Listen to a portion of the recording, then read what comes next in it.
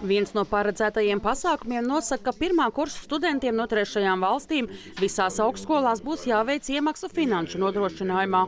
Šis nodrošinājums vīzas vai uzturēšanās atļaujas anulēšanas gadījumā seks izdevums, kas saistīti ar ārvalstnieku atgriešanos izcelsmes valstī. Finanšu nodrošinājums apliecinās studenta nopietnus nodomus un ļaus sekt izmaksas gadījumos, ja studijas tiek pārtrauktas. Tas kalpos kā instruments risku mazināšanai, kas saistīti ar ieceļošanas un uzturēšanās noteikumu ļaunprātīgu izmantošanu. Tāpat paredzēts, ja students neattaisnoti neapmeklēs 10 dienas augstskolā, tad tiks no mācību iestādes atskaitīts.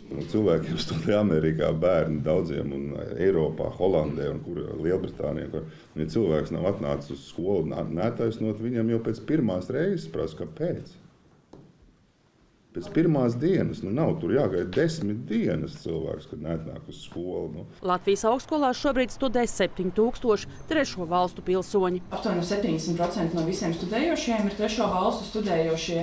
Un, absolūti lielākā daļa viņi pēc studiju pabeigšanas dodās atpakaļ uz savām mājas zemēm. Ko Latvija iegūst, uzturot šo te atsevišķu universitāšu augstskolu biznesu? Tāpat plānots pārskatīt to organizāciju sarakstu, kuru veikti angļu valodas zināšanu testi tiek pielīdzināti valsts eksāmenam. Šādas izmaiņas nepieciešams, lai novērstu situācijas, kad studijām angļu valodā Latvijas augstskolās tiek uzņemti trešo valstu pilsoņi ar nepietiekamām angļu valodas zināšanām.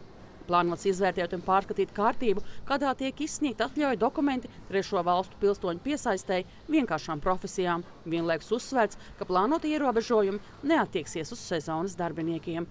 Madara Līcīte, Ivans Milaus, Latvijas televīzija.